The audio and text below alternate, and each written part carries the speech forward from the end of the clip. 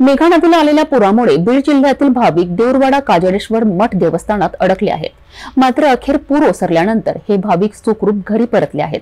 परंतु यानंतर आता प्रशासन आणि गावकऱ्यांमध्ये तणाव वाढला आहे.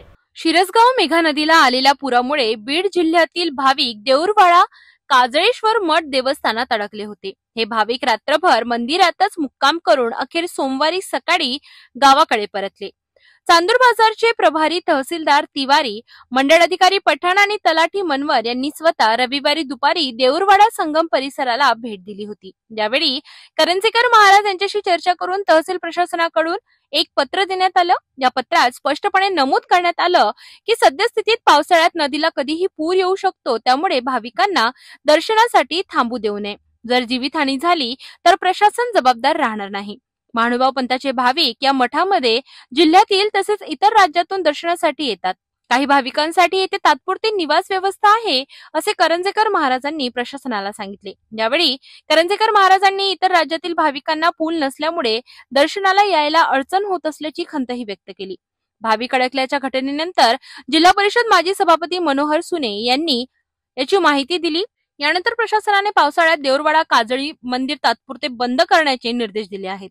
मात्र या निर्णयावर नाराज झालेल्या शिरसगाव व देऊरवाडा गावकऱ्यांनी आंदोलनाचा इशारा दिला आहे.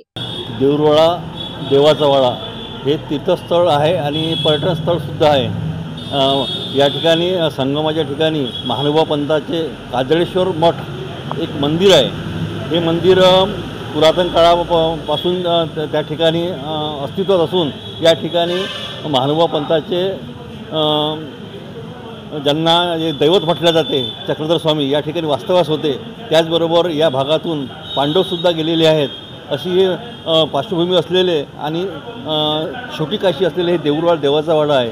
या ठिकाणाहून मेघा नदी वाहत आहे आणि बाजूला पूर्णा नदी आणि अदृश्यरित्या सरस्वती नदी असा 3 नद्याचा या ठिकाणी संगम आहे. आणि या ठिकाणी संगम असल्यानंतरही या ठिकाणी दर्शनाला पंजाब, हरियाणा आणि राज्यातून इतर राज्यातून सुद्धा भारतातून महानुभाव पंथीय भाविक त्याचप्रकारे इतरसुद्धा भाविक या ठिकाणी दर्शनार्थ येतात. परंतु 30 वर्षापासून या ठिकाणी पूल नसल्यामुळं भाविकांची दर्शनाची, येण्याची, राहण्याची खूप दुरावस्था होत आहे. आता 1-2 दिवसाच्या अगोदर मेघा नदीला पूर आल्याने बीड जिल्ह्यातील 24 भाविक या ठिकाणी अडकलेले होते. प्रशासनाने कोणत्याही प्रकारची त्यामध्ये दखल घेतली नाही.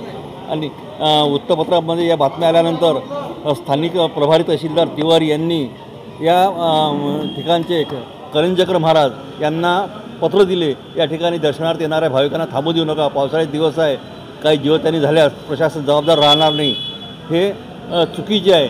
प्रशासनांना व्यवस्था न करता उलट देवस्थानला पत्र देणे म्हणजे एक प्रकारची धार्मिक भाविकांची एक त्याला खालच्या पातळीवरची वागणूक दिल्यासारखं आहे. आणि 30 वर्षापासूनची जी मागणी आहे ते जिल्हा परिषदेला मी जिल्हा परिषद सभापती असताना हा प्रश्न उचलून धरला होता. त्यानंतर सार्वजनिक बांधकाम विभागालासुद्धा या बाबत पाठपुरावा केलेला आहे. परंतु अद्याप या ठिकाणी पुलाचे बांधकाम झाले नसल्याने अमरावती जिल्हा तसेच राज्य आणि इतर राज्यातून जे भाविक दर्शनार्थ येतात त्यांची या ठिकाणी पुष्कळ प्रमाणात दुरावस्था होत आहे. प्रशासनाने तात्काळ दखल न घेतल्यास भाविकांना या ठिकाणी आंदोलन करावे लागणार आहे. मेघा नदीवर पूल नसल्यामुळे भाविकांना अडचणींचा सामना करावा लागतोय. आता पूल बांधण्याच्या मागणीसोबतच मंदिर उघडे ठेवण्याच्या मागणीसाठी गावकरी आक्रमक झाले आहेत. प्रशासन यावर काय निर्णय घेणार याकडे सर्वांचे लक्ष लागले आहे.